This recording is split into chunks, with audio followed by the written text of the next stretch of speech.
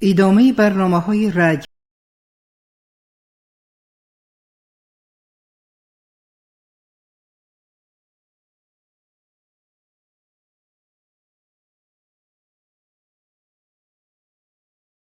پر 100 سالگی نویسنده خلقی تاجیکستان ساتیم اولوغزاده. السلام علیکم شنونده های ارجمند. با توجه شما گفتار ادبی از سلسله خوانش بدیعی رمن استاد ساتیم اولوغزاده فردوسی در قرائت عبدالرشید خوجمپور. گفتار 21.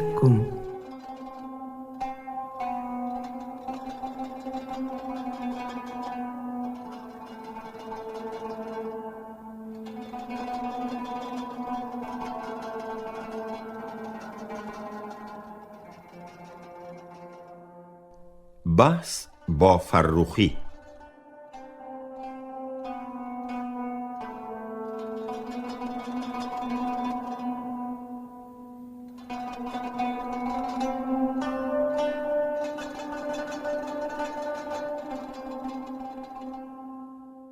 فردوسی را یک نوبت لبیبی ادیبی، نوبتی دیگر زینتی علوی به مهمانی دعوت کردند.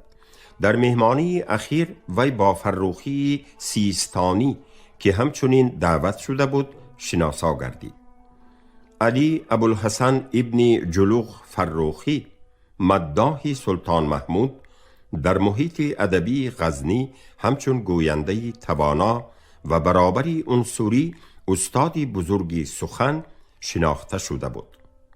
به قول محقق معانی لطیف در پیشگاه قلم و قریحه او چون موم بوده و این سخنوری نیرومند به هر شکلی که می خواسته آن را در می آورده است. مطالعه آثار او در نفس لذت پدید می آورد و در احساس شور تولید می کند و در دل عشق می انگیزد. حقیقتاً قصیده های تا به زمان ما رسیده فرخی این گفته محقق را تصدیق می کنند.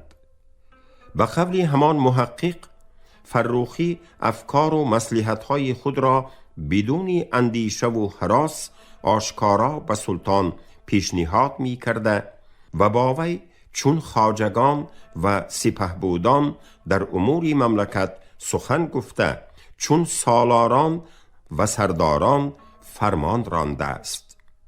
شاید از همین سبب باشد که سلطان به وی رتبه امیری داده بود. فرخی به مهمانداری ها کم می رفت و هرگاه که می رفت مهماندار تشریف او را به خود شرف کلان می دانست. قصه به دربار غزنی آمدن او به عباره عنعنوی گوییم نقل مجلس ها و نقل محفل ها بود. فرخی در سیستان در خدمت دهقانی بوده، در اشعارش خواجه را می ستوده و در بزمهای او چند می نواخته. خواجه به وی هر سال فلان من غله و فلان دیرم پول می داده است. اما وقتی که شاعر و چنگ نوازی جوان زن گرفت این مزد کمی کرد. وی از دهقان مزد بیشتری خواست. دهقان قبول نکرد. شاعر مایوس شد. از اطراف و اکناف حاکمی مدیح خواهی را درک کرد. خبرش دادند که امیر چغانیان ابو مظفر به شاعران سیله و جایزه فراوان می دهد و در این باب از امیران و حاکمانی وقت هیچ یکی با وی برابر شدن نمی تواند. شاعر قصیده نوشته راهی دوری چغانیان را پیش گرفت. امیر را در پایتختش نیافت. پیشی کدخدا وکیل وزیری او رفته کی بودنش و مقصدش را بیان کرد. قصیده اش را خواند. کدخدا گفت که امیر در داغگاه مشغول داغ کردن تای هاست. اگر قصیده لایق او گویی و داغگاه را صفت کنی تو را به نزدش میبرم. فرخی از او پرسید داغگاه چی جایی است و امیر در آنجا چگونه گذران می کند؟ کدخدا گفت که داغگاه دشتی نهایت خوشمنظر و خوش آب و هواست. جهانی در جهانی سبزه، خیمه ها زده و از هر خیمه نوای رود بلند، حریفان به هم نشسته شراب می نوشند و عشرت می کنند. امیر به یک دست جام شراب و به دستی دیگر کمند شراب می خورد و اسب می بخشد. فروخی رفت و شب قصیده نوشته، پگاهی نزد کدخدا حاضر گردید و قصیده اش را که با بیتی چون پرندی نیلگون بر روی پوشد مرغزار، پرنیانی هفت رنگ اندر سر آرد کوهسار سر می شود خواند. کدخدا که مردی فاضل و سخنشناسی بود، از لطافت و زیبایی و رنگینی قصیده در حیرت مانده به سر تا پای فروخی نگریست. شاعری سیستانی بس بی اندام جوانی بود، جامه‌اش پس و پیش چاک، دستاری کلانی سگزیوار بر سر، پایش برهنه و کفشش دریده، اما شیرش در آسمانی هفتم. کدخدا کارهای دیگرش را گذاشته فروخی را سوار کرد و رو به داغگاه نهاد. نزدیک غروب آفتاب در پیش امیر حاضر گردید و گفت: ای خداوند، به تو شاعری آوردم که تا دقیقی روی در نقابی خاک کشیده است، کس مثل او ندیده است. امیر شاعر را خوش قبول و برای اقامتش جای مناسب تعیین کرد. به مجلس شراب طلبیدش. جامهای شراب یک چند دوره گشته بودند که فروخی برخاسته با آوازی حزین و خوش قصیده را که در سیستان درباره جلای وطن کردنش گفته بود خواند. امیر شعرشناس بود و خودش هم شعر می گفت. از لطافت و نفاست سخن او مات شد. کدخدا به او گفت: ای خداوند، صبر کن تا از این بهترش را شنوی. فروخی تا غایتی مستی امیر خاموش نشست و پسان برخاسته قصیده داغگاهش را خواند. امیر باز بیشتر به سخنوری او تن داد. فرمود از گله 1000 سر تای ختلی آورند که همه روی سفید و دست و پای سفید باشند. آوردند. امیر به فروخی گفت: تو مردی سگزی و عیار هستی، سوار شو و بیران. از تایها هرچی قدر گرفتن توانی از آنی توست. شاعر مستامست سوار شده سوی گله اسب راند. قریب 40 سر تای را حی کرده به خوره در آورد و در اثری مستی از اسب فرو غلتید و به آستانه سر نهاده خوابش بود. امیر به خوره آمده او را در خاک خواب رفته دید. فروخی از آواز قهقهه بیدار شده امیر را در بالای سرش دید که با آوازی بلند خندیده ایستاده است. به همین طرز آن روز شاعری بینوایی سیستانی صاحبی 40 سر اسب گردید. در غزنی آوازه شاعری بی همتا را شنیده او را به دربار طلبیدند. فروخی را در مهمانخانه زینتی علوی مهمانان همه از جا برخاسته با احترامی خاص پیشواز گرفتند.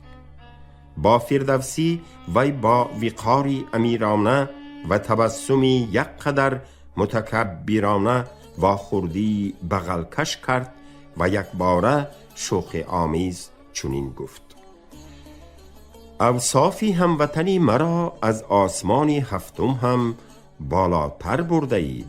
امروز جهان پر از آوازی اوست. آفرین. فردوسی و رستم، رستم و فردوسی وردی زبان عالمیان است. وی مردی میانسالی سرریش، چشم و ابرو سیاه، قدش از میانه پستر، تنش پرگوشت و استخوان بوده، قبای عطابی، پارچه راهی ابریشمی بر تن و دستاری مرصع به جواهرات و متاعی کبودی نفیس بر سر داشت.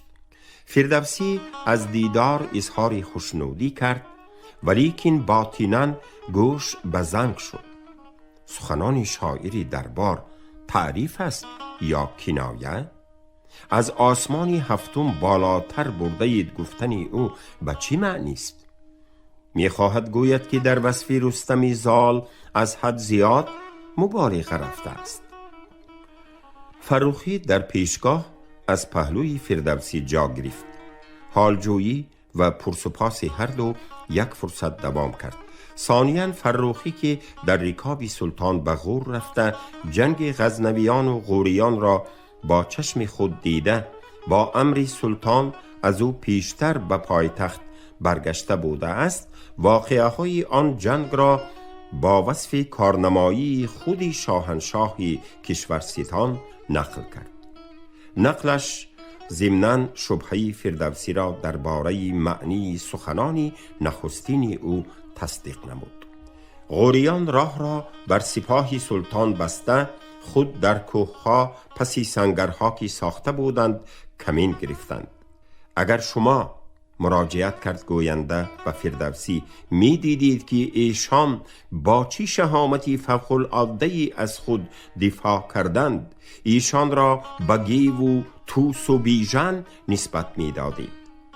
در ابتدا سپاه سلطان را از هزیمت چاره نماند، ولی در مقابل شهامت سلطان گیو و توس چیست؟ 100 گیو و توس و حتی رستم شما یکی و محمود زابوری یکی. سلطان به سپاه خود فرمانی عقب گشتن دادند. غوریان برای تعقیب خدمتیان از حصار و کمینگاه هایشان به دشت برآمدند. آنگاه سلطان با اینکه سپاهشان خیلی تلف داده و کاسته بود به هجوم گذشته، با یک حمله شیرانه صفهای غوریان را در هم شکستند و امیر غور سوری را با پسران و سران سپاهش اسیر گرفتند. باز به فردوسی رو آورده یک نوع نظرناگرانه گفت: ای حکیم، باور کنید که هر یک چاکری کهتری سلطان توس، گیو یا بیژن است. والله که جمشید و کاووس یا فریدون به خردترین سرهنگی سلطان شدن شاد می بودند. رستم کیست؟ هر یک سربازی سلطان کم از رستم نیست. چنین گفتاری شاعری دربار مگر آشکارا عیبمانی تمسخرآمیز به شاهنامه و بی حرمتی به صاحب آن نبود. میهمانان که اکثرشان شاعر بوده ناظم تاریخ عجم را محترم می داشتند و اخلاصمندش بودند حیران شدند. فردوسی باشد در دلش غضب جوش می زد. مردک قصدن مرا بی حرمت کردنی است، یا که با وجودی استادی سخن بودن بی تمیز و ابله است، می گفت او بخود.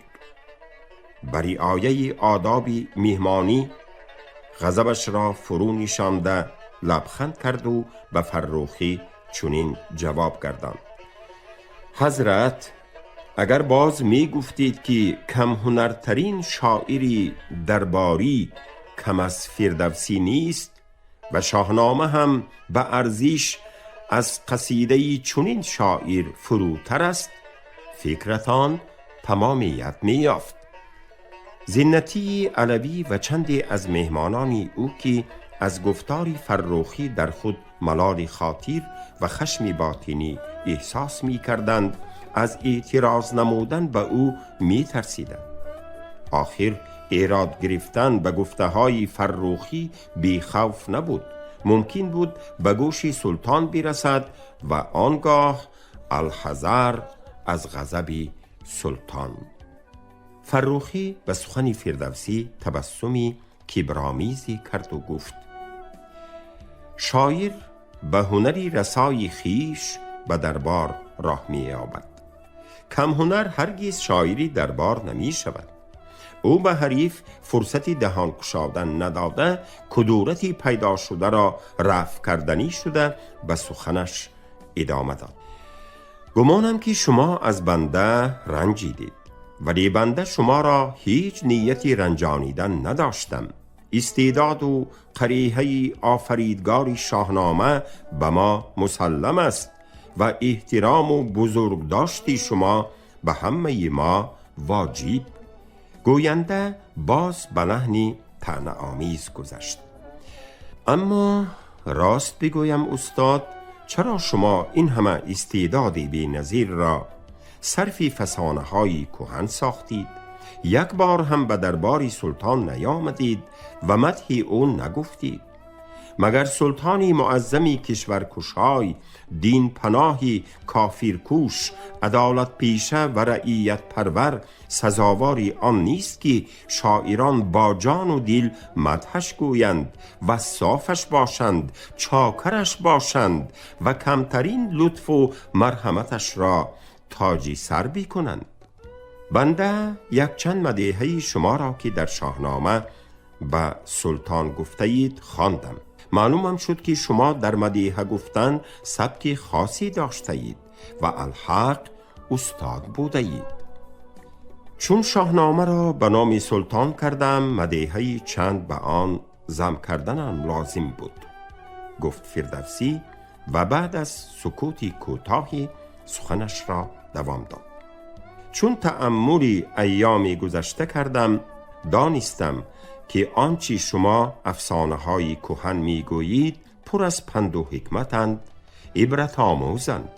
آدمی باید نیاگان خیش را بشناسد تا بداند که خودی او کیست و به جهان بهری چی کاری آمده است، بداند که نیکی چیست و بدی چیست، آدمیت چیست، مروت چیست، مهنت دوستی بیاموزد، نیک اندیشی و نیک خواهی بیاموزد. از این رو بنده باستان نامه نگاشتن را از مدیحه سرایی اولاد دانستم، اگرچه حاصل این شغل بجوز بیچارگی و بینوایی نیست. این را بی هزان دانستم که سخن را فقط صرفی مدح و ثنا کنم.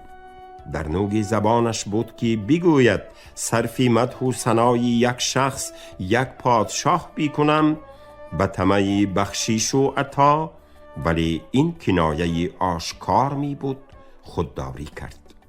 صاحب خانه زینتی ترسید که مبادا مناظره به منازعه گذرد، بنابراین موضوع صحبت را دیگر کردنی شد. به فرخی رو آورده خواهش کرد: والله حضرت، التماس از این گفتگو گذریم و شما از سرگذشت خودتان واقعی داغگاه امیر چغانیان را نقل کنید. استاد فردوسی شاید آن سرگذشت عجیبی شما را نشنیده باشند. از فردوسی پرسید: شنیده اید یا نه؟ قسماً شنیده بودم، گفت فردوسی، ولی از دیگران شنیدن دیگر است و از زبان خودی والا حضرت شنیدن دیگر. از شما هر کی قصه را بهتر حفظ کرده باشد نقل بکند، بنده را رخصت فرمایید بروم. این بیگاه 2-3 نفر از دوستان می بایست به خانه بنده می آمدند. اگر آمده باشند معطل می شوند. گوینده برخاسته با حاضران خیرباد کرد. در بیرون 2 چاکری وی اسب خواجه را داشته ایستاده بودند. حاضران غیر از فردوسی برآمده او را گسیلاندند. زینتی به فردوسی قصه داغگاه چغانیان را که در بالاتر آوردیم با آب و تاب و اضافه ها نقل کرد. دیگر میهمانان اگرچه آن را پیشتر نه 1 بار و 2 بار شنیده بودند، باز هم با شوق و ذوق شنیدند.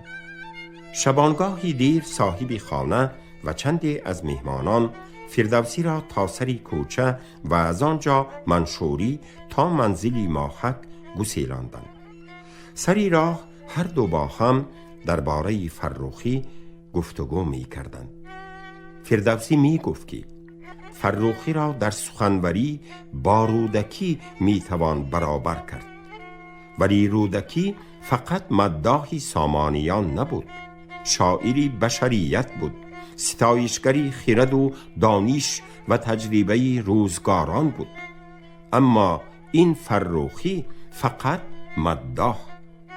شاه پرستی چنان در جانش پیچیده است که غیر از شاه و کارهای شاه درباره هیچ چیزی دیگر فکر کردن نمیتواند.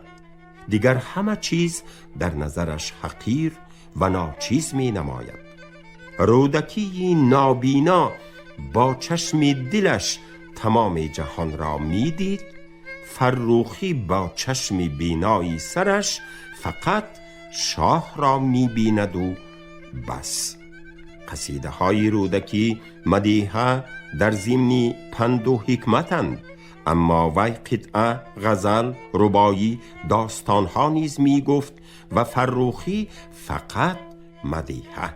تنها سودی خیش را در نظر داشته، از برای سیله و عطا به دیگر کاری جهان و جهانیان، به تقدیری میهن، به غم و شادی مردمان بی اعتنا بودن، کاری با خیره.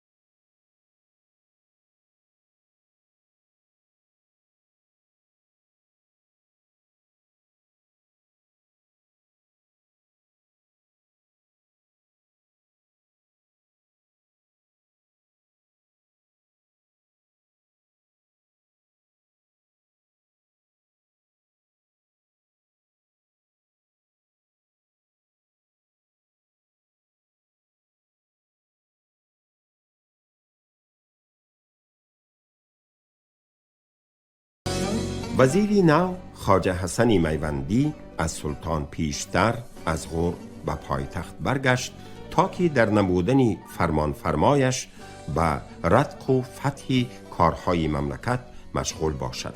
ماهک به قبول او رفتن فردوسی را مصلحت داد.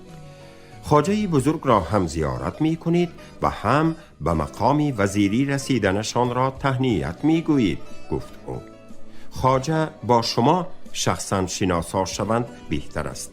آخر اکنون کشایش بسیاری مشکلی ها بسته برای ایشان است.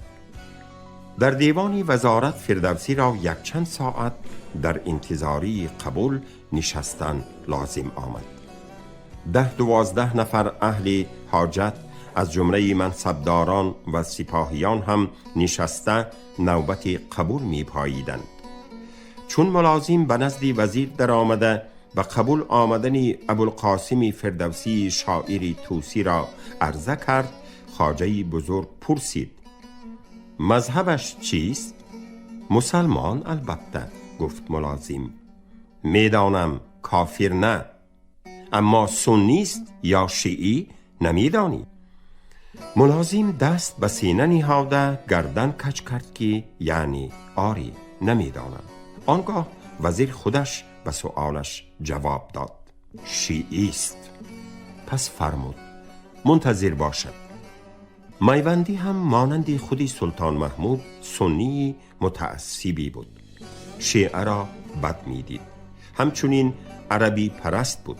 چون به مسند وزارت نشست، نخستین فرمانی که صادر کرد این بود که کارگزاری دیوانهای دولتی به زبان عربی گذرانده شود و مراسلات و مکاتبات همان وقتی به فارسی نوشته شوند که مخاطب عربی نداند.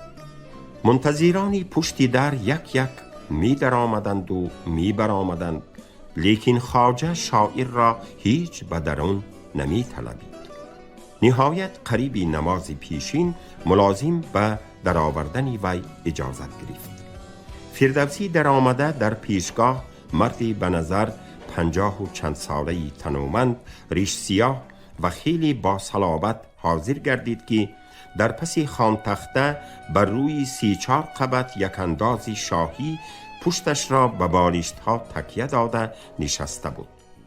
در روی خان تخته پایه هایش به طوری نفیسی تور شکل کندکاری شده یک درج سبوک، خریطه چرمین و دوات و کاغذ گذاشته شده بودند. میوندی به سلام فردوسی با سرجنبانی با وقارانه علیک گفته، همچنین با سرجنبانی او را به نشستن تکلیف کرد. یک دم به خاموشی گذشت.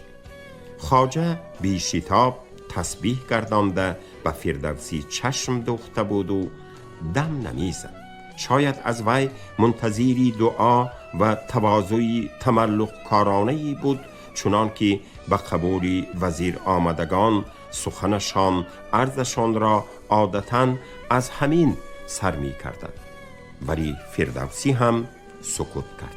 سبب سکوتش ملول خاطری او بود. آخر خواجه او را به قبول خود همین قدر دیر انتظار و اکنون این طور سرد قبول کرد. شاعر به دعا و ثنا خواندن و تبریک گفتن زبانش نمی گشت. شنیدم آمده اید.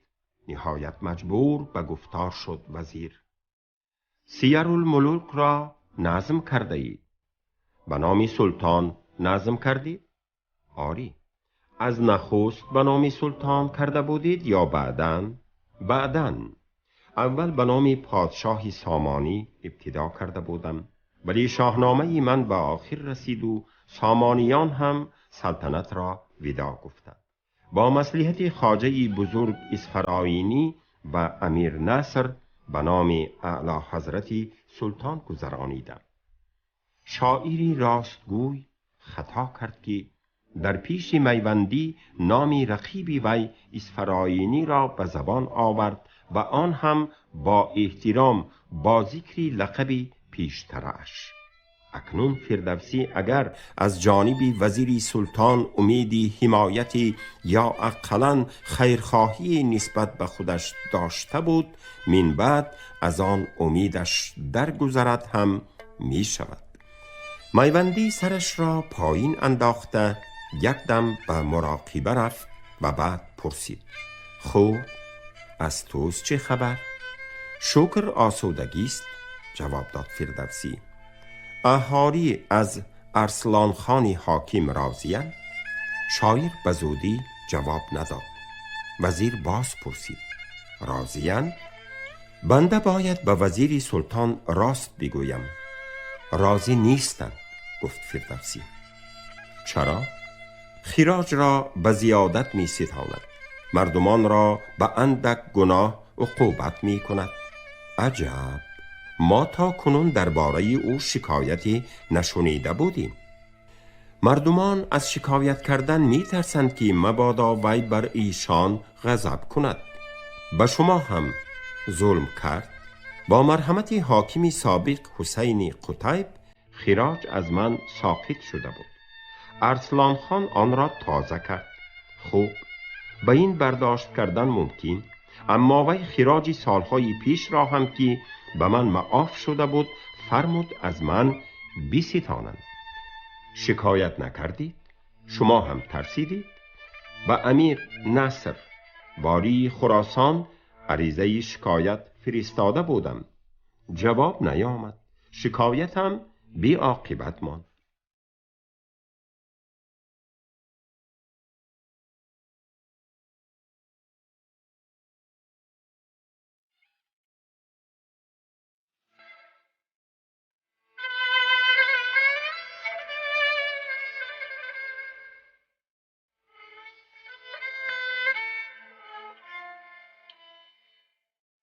شما گفتار 21 را از روی رمن استاد ساتیم اولوغزاده فردوسی در قرائت عبدالرشید خوجمقلوف شنیدید. کارگردان شیرعلی نغزلی. انجام گفتار ادبی از سلسله خوانش بدیعی.